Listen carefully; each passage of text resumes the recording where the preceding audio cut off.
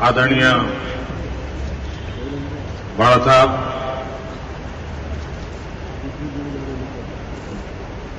आशा जी, मीना जी, उषा जी, हृदयनाथ जी, भाई आदिनाथ, पुणे नगर के सभी वरिष्ठ महानुभाव, आप सबको दीपावली की बहुत बहुत शुभकामनाएं। ये मेरा सौभाग्य है कि मंगेशकर परिवार ने मुझे इतना बड़ा सम्मान दिया, मेरा गौरव किया। मैं मंगेशकर परिवार का बहुत बहुत आभारी हूं।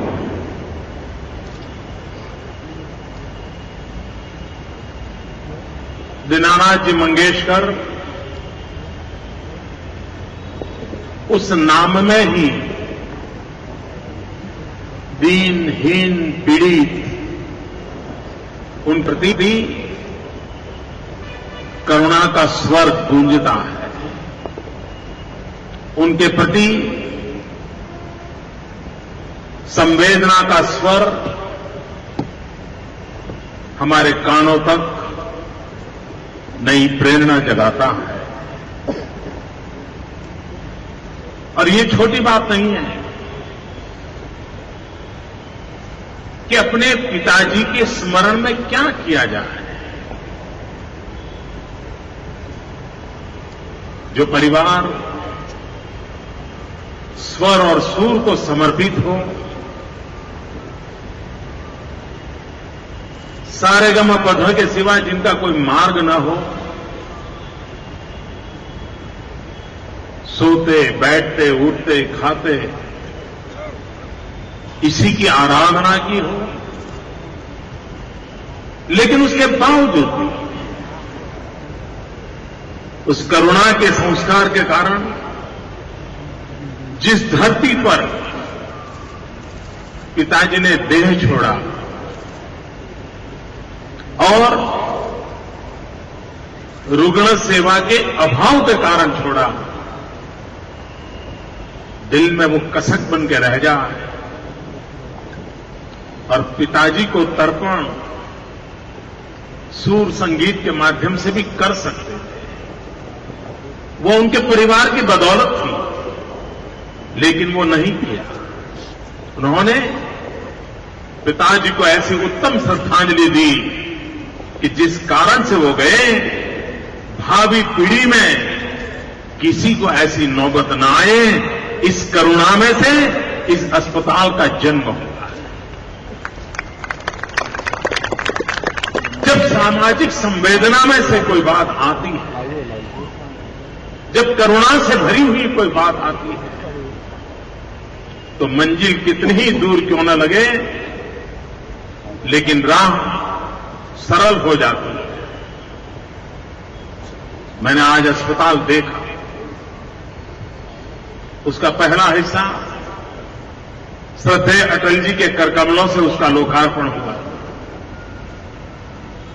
आज मुझे उस कार्य के लिए दीदी ने निमंत्रित किया और दीदी ने मुझे जो चिट्ठी लिखी है, 6 महीने पहले चिट्ठी लिखी थी, इतनी हृदयस्पर्शी चिट्ठी है, इतने आशीर्वाद से भरी हुई चिट्ठी है। वो चिट्ठी मेरे जीवन का एक बहुत बड़ा तोहफा है दीदी, जो आपने मुझे लिखी है।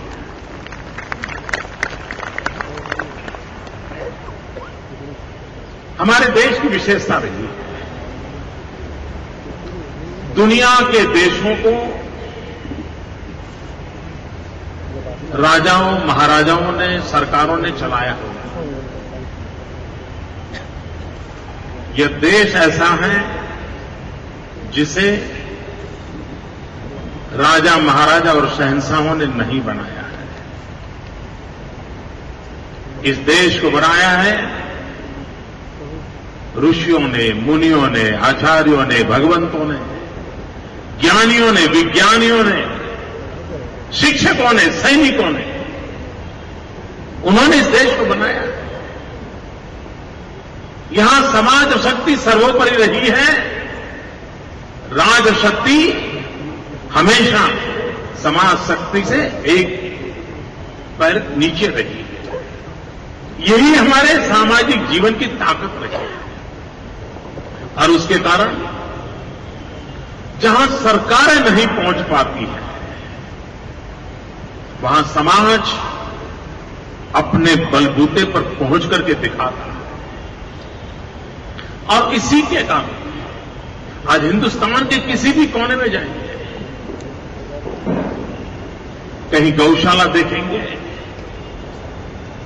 तो सरकार वहां नजर नहीं आती, कहीं धर्मशाला देखेंगे सरकार नजर नहीं आती, कहीं पानी की परब देखेंगे सरकार नजर नहीं आती, कहीं स्कूल देखेंगे, कॉलेज देखेंगे, अस्पताल देखेंगे। जीवन के हर क्षेत्र में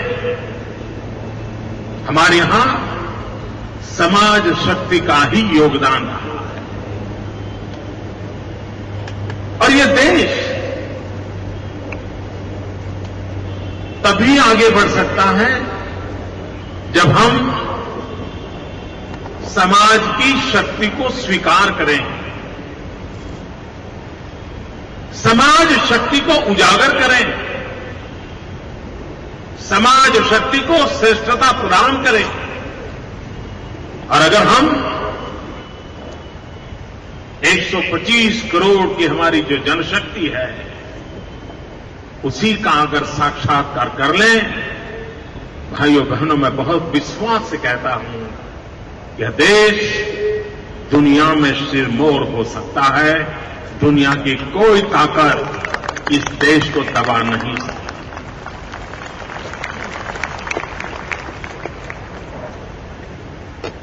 क्या नहीं हमारे पास?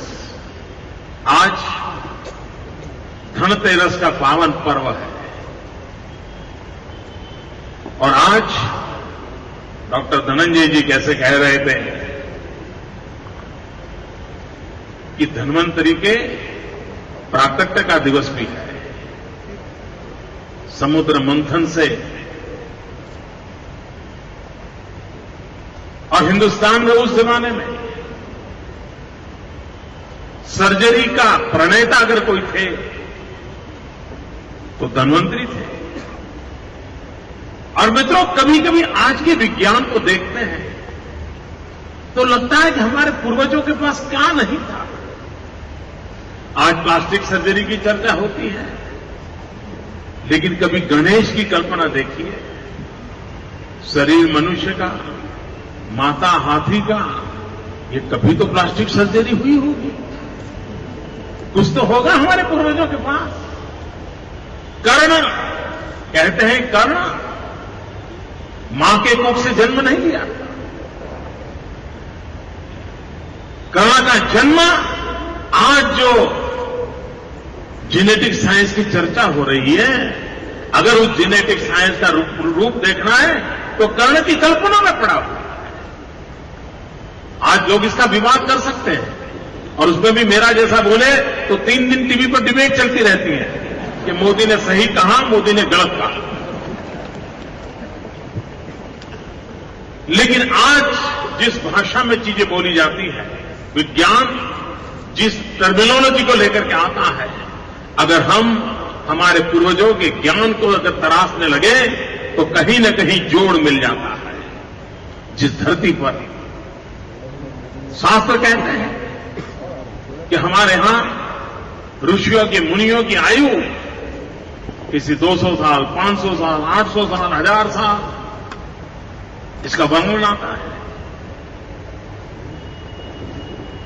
आज विज्ञान भी बहुत तेजी से बदल रहा है। पुराने जमाने जो चित्रकार हुआ करते थे, वे चित्रकार किसी ऋषि मुनि का चित्र बनाते थे, किसी भगवान का चित्र बनाते थे, तो उसके चेहरे पर एक ऑरा बनाते थे, तेजो वलय बनाते थे। हम लोगों को ऐसा लगता था कि ये तो आर्टिस्टिक दृष्टि से शायद कुछ करते होंगे। मित्रों, इन दिनों विज्ञान ने स्वीकार किया है और ये लेबोरेटरी में प्रूव हो रहा है कि हमारे शरीर के चारों तरफ तेजो वलय होता है और विज्ञान यहां तक आगे बढ़ रहा है कि आपके शरीर के इर्द गिर्द जो तेजो वलय है, हर इंसान के साथ जुड़ा हुआ होता है, उसके आधार पर आपके शरीर में कौन सी कमियां हैं, कौन सी कमियां आ सकती हैं, आने वाले समय में उसमें से कौन सी बीमारी का जन्म हो सकता है, विज्ञान तेजो वलय के आधार पर आपको 25 साल बाद, 50 साल बाद क्या बीमारी हो सकती है, उसका अनुमान लगा सकता है। और उसके लिए तो अब फोटोग्राफी भी निकली है। सबसे पहले जापान में किलियन फोटोग्राफी करके पहली बार कैमरा आया जो इंसान के तेजो वलय की फोटो निकालने लगा। जब पहली बार वो कैमरा बना था तो वॉशिंग मशीन से भी बड़ा था। आज उसका नया रूप आया है और तेजो वलय के आधार पर मित्रों पूरा मेडिकल साइंस टेक्नोलॉजी आधारित होता चला जाता है। टेक्नोलॉजी और टैलेंट आने वाले समय में आरोग्य के लिए एक बहुत बड़ी आवश्यकता के रूप में उभर रहे हैं। आज पूरे विश्व में हेल्थ टूरिज्म एक बहुत बड़ा क्षेत्र है। अगर यूनाइटेड अमेरिका के पास अनेक भी डेमोक्रेटिक इंस्टीट्यूशंस को उन्होंने बनाया है, अनेक डेमोक्रेटिक इंस्टीट्यूशंस का हेडक्वार्टर अमेरिका में बनाया हुआ है और एक प्रकार से उन इंस्टीट्यूशंस के माध्यम से दुनिया से साथ अपना नाता भी जोड़ते हैं, प्रभाव भी पैदा करते हैं। लेकिन भारत हेल्थ सर्विस के माध्यम से, क्योंकि हमारे पास टैलेंट है, आज भी दुनिया में देखिए, आज भी अमेरिका में जाइए, हिंदुस्तान से गए हुए डॉक्टर सबसे ज्यादा वहां सेवा कर रहे हैं। वहां पेशेंट भी देखता है कि भाई कोई हिंदुस्तानी है क्या, तो वो ऑपरेशन कराने के तैयार हो जाता है। ये प्रतिष्ठा पूरे विश्व भर में हमारे डॉक्टरों की टैलेंट ने पाई है। क्या भारत आरोग्य के क्षेत्र में कुछ ऐसा नहीं सोच सकता कि हेल्थ सेक्टर के माध्यम से, कोरोना के माध्यम से हम विश्व के साथ अपना नाता जोड़े? आपने देखा होगा बेंगलोर में एक अस्पताल में पाकिस्तान से एक बालिका आई थी और उसकी जो शुश्रूषा हुई, उसकी जिनको जिंदा बचा लिया गया। पूरे पाकिस्तान के मन को छू गई वो घटना कि हिंदुस्तान के अंदर, बेंगलोर के अंदर एक अस्पताल में पाकिस्तान की बिटिया की सेवा हुई। तो हमारी ये ताकत है, विश्व को जोड़ने का सामर्थ्य इस प्रकार के अस्पतालों में है। और ये अस्पताल भी विदेश से भी मरीज आते हैं। दीनानाथ जी के नाम से जुड़ी हुई है पूरे मंगेशकर परिवार की साधना का परिणाम, वो हमें विश्व के साथ जोड़ने का एक अवसर भी देता है। जिस प्रकार से हेल्थ टूरिज्म बढ़ रहा है, बहुत बड़ी मात्रा में विदेशों से आरोग्य के लाभ के लिए हिंदुस्तान में लोग आते हैं, उसी प्रकार से सारे विश्व को हेल्थ सेक्टर में स्किल्ड मैन पावर की बहुत जरूरत है। आज दुनिया में मिलियंस ऑफ मिलियन नर्सिस की जरूरत है, लोग नहीं उनके पास। कई देश ऐसे हैं जो इतने बूढ़े हो गए हैं। आप कभी यूरोप में जाइए, अगर कहीं 100 लोग भी आपके आगे से निकलेंगे तो सबसे ज्यादा वृद्ध लोग जाते हैं, बड़ी मुश्किल से नौजवान लोग आते जाते दिखते हैं। हिंदुस्तान को गर्व है कि हम दुनिया के सबसे युवा देश हैं। 65% जनसंख्या 35 से नीचे है। यही जनसंख्या पूरे विश्व के हम अगर काम लगाएं तो एक बहुत बड़ा सेक्टर है हेल्थ सेक्टर। नर्सेस की जरूरत है, पैरामेडिकल स्टाफ की जरूरत है, और हमारे लोगों के पास टैलेंट है, सिर्फ हमने स्किल डेवलपमेंट का काम करना है।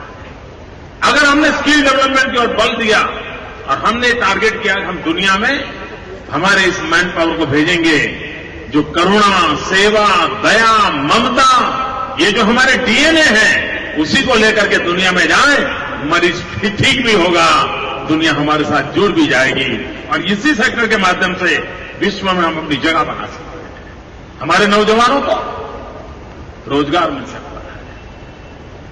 आज हेल्थ इंश्योरेंस, इसकी बड़ी चर्चा होती है। सब सरकारों का मूल्यांकन हेल्थ इंश्योरेंस से जुड़ गया है, और इंश्योरेंस कंपनी भी हेल्थ के माध्यम से अपना कारोबार बढ़ाने में लगी रहती है।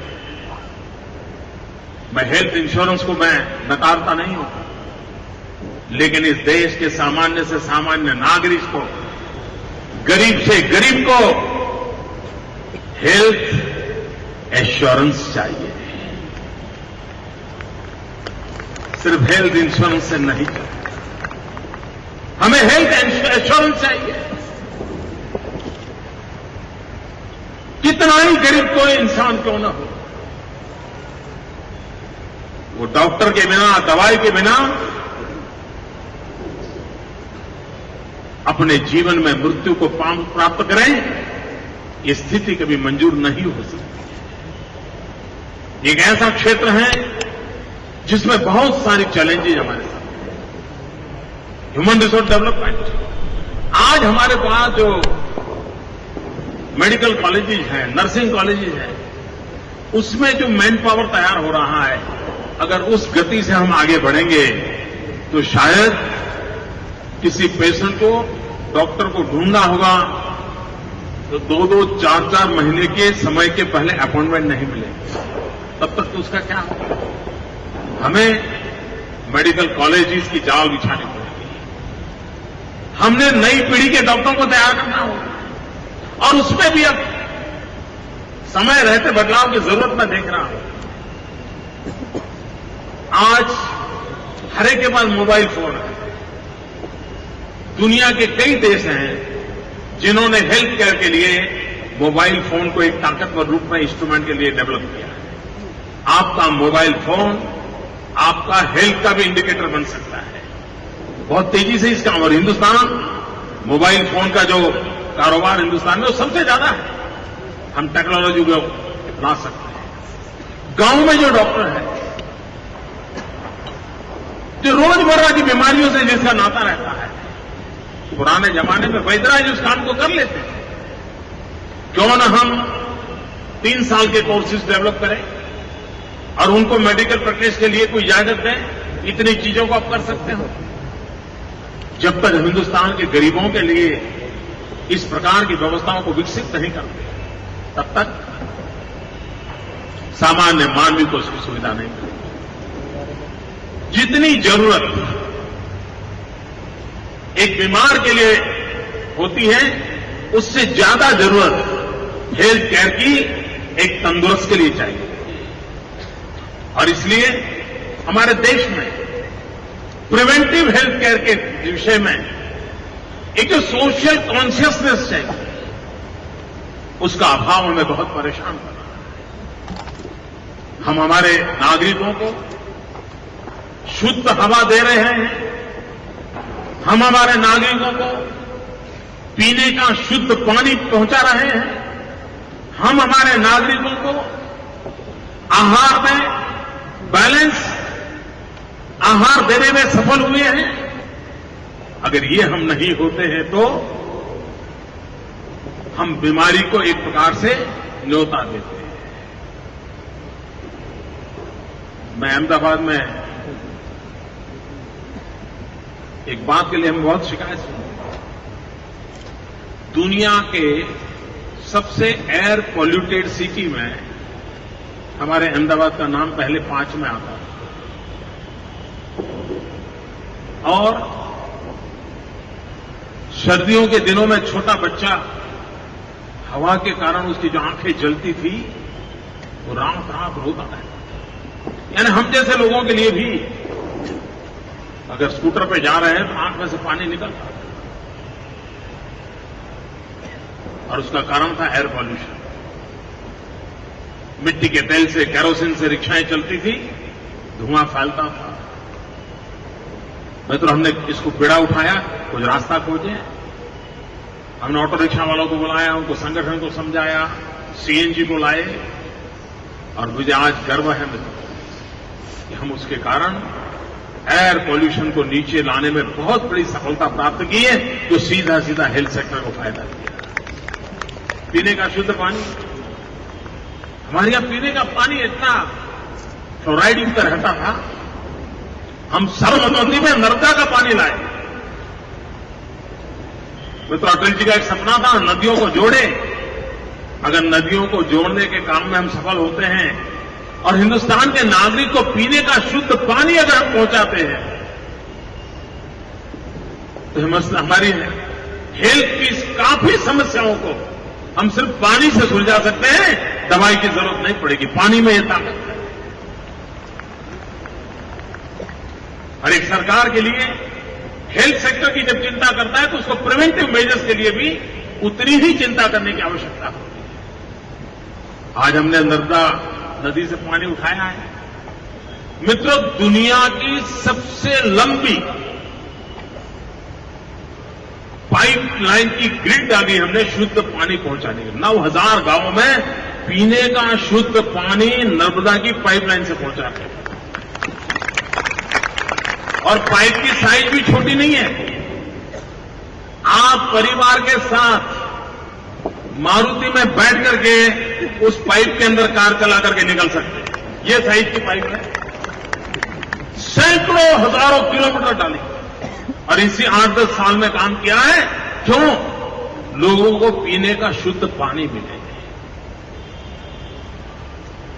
क्योंकि हमें हेल्थ सेक्टर में प्रिवेंटिव मेजर्स उस पर जिसका बनते।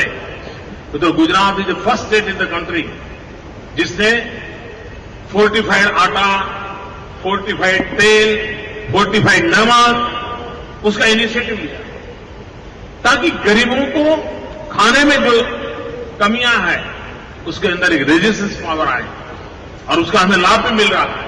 ये प्रक्रिया लंबी है लेकिन इसके कारण हमें लाभ मिल रहा है।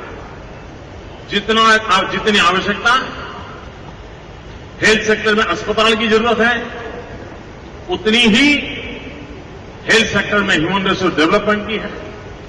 जितनी हेल्थ सेक्टर को डेवलपमेंट की जरूरत है उतनी ही हमें प्रिवेंटिव हेल्थ मेजर्स के लिए जरूरी है। और उन सारी बातों पर अगर हम फोकस करें तो इस देश को हम आरोग्य के क्षेत्र में कुल मिलाकर के एक अच्छी स्थिति में ला सकते हैं। समाज के योगदान से स्पेशलाइज्ड जो अस्पताल है उसका हमें लाभ मिल रहा है। आज गरीब भी व्यक्ति डॉक्टर धनंजय जी जब मुझे मिलने आए थे, बहुत विस्तार से उन्होंने बताया था कि गरीबों की भलाई के लिए भी क्या किया जाए। आज मैं देख रहा था छोटे छोटे बच्चों को किस प्रकार से अभी तो जन्म हुआ है उसको कैसे बचाया जाता है। अब देखिए हमारे यहां बोरवेल में अगर कोई बच्चा गिर जाए तो दुनिया भर के टीवी वहां खड़े हो जाते हैं, सारे ओबी में लग जाते हैं और रनिंग कमेंट्री चलती है। बच्चा गिरा है, उम्र इतनी है, सांस ले रहा है, हाथ हिलाया, पानी भेजा, रोने की आवाज आ रही, रनिंग कमेंट्री आती है और बाद में बच गया और पूरा देश टीवी के सामने बैठ जाता है। क्या हुआ? वो बच्चा अंदर गिर गया था, क्या हुआ? और बच्चा जब जिंदा निकलता है चारों तरफ खुशी का माहौल होता है, बाहर चलो तो बच्चा बच गया। मित्रों, अगर बोरवेल में बच्चा को गोली गिर जाए हम सबके सांस ऊपर चढ़ जाते हैं, टीवी के सामने हटने का मन नहीं करता है। लेकिन कभी हमने सोचा है हमारे देश में आज भी माता मृत्यु दर और शिशु मृत्यु दर, इन्फेंट मोर्टालिटी रेट नवजात बच्चों की मृत्यु, प्रेगनेंसी में मां की मृत्यु, ये कितनी बड़ी चैलेंज है। आज भी हमारे यहां इंस्टीट्यूशनल डिलीवरी बहुत कम मात्रा में है और उसके कारण मरने की नौबत गरीब को आती है। परिवार में बच्चे की शादी कर करके बहू लाए हैं, 20-25 साल की उम्र है, कितने सारे सपने देखे हैं, लेकिन पहली प्रसूति में मां अगर मृत्यु हो जाए, बच्चा बच जाए, उस परिवार का हाल क्या होता होगा, उस नौजवान का हाल क्या होता होगा, जिस पे मां बाप ने बेटी को ब्याह दी हुई है, उस मां बाप का क्या हाल होता होगा। कि हमारे सामने अनेक प्रश्न खड़े हुए हैं। इन समस्याओं का समाधान आजादी के इतने साल के बाद भी अगर समाज के गरीब से गरीब व्यक्ति को चिंता कराता है तो हमें अपने लिए सोचना पड़ता है। और इसलिए भाइयों बहनों, आरोग्य के संबंध में देश को एक सर्वग्राही नीति बनाकर के सामान्य से सामान्य मानवी को सस्ते में सस्ते तरीके से आरोग्य की सेवाएं उपलब्ध कैसे हो, उस मूल मंत्र को लेकर के सिर्फ हेल्थ इंश्योरेंस नहीं, हेल्थ इंश्योरेंस के साथ अगर हम आगे बढ़ेंगे तो हमारे देश के गरीब व्यक्ति को, हम कभी कभी अखबार पढ़ते हैं, टीवी देखते हो, क्या खबर आती है, कई प्रदेशों से ज्यादा बाढ़ आई तो गरीब मरेगा, ज्यादा ठंड पड़ी गरीब मरेगा, ज्यादा गर्मी लग गई गरीब मरेगा, साइक्लोन आया गरीब मरेगा। सब दूर यही खबरें आती हैं और तब जाकर के हमारी प्रायोरिटी होती है कि हमारे इन समाज को हम कैसे बचाएं, उनके जीवन को कैसे सुरक्षित करें, किन किन बातों को हम प्रायोरिटी दें। अगर उसको लेकर हम आगे बढ़ते हैं तो हम समाज की बहुत बड़ी सेवा कर सकते हैं। मंगेशकर परिवार ने पिछले आधी शताब्दी हम सबको तंदुरुस्त रखा है, क्योंकि अगर मन तंदुरुस्त होता है तो तन भी तंदुरुस्त होता है। और मन को तंदुरुस्त रखने में मंगेशकर परिवार के आवाज, उनकी स्वर साधना, उनके गीत और संगीत का आनंद, हम सबके मन को उसने ताकतवर बनाया है, मन को तनाव मुक्त बनाया है। और तनाव मुक्त मन ये आरोग्य की सबसे पहली गारंटी होता है। और ये काम मंगेशकर परिवार ने करोड़ों करोड़ों देशवासियों की सेवा करके किया है, जिन्होंने हमारे मन को डुलाया, हमारे मन को ठीक रखा।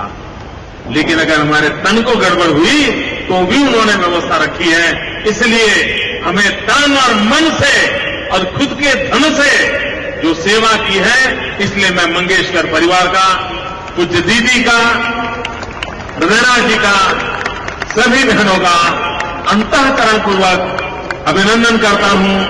बहुत बहुत धन्यवाद। जय महाराष्ट्र, जय हिंदुस्तान।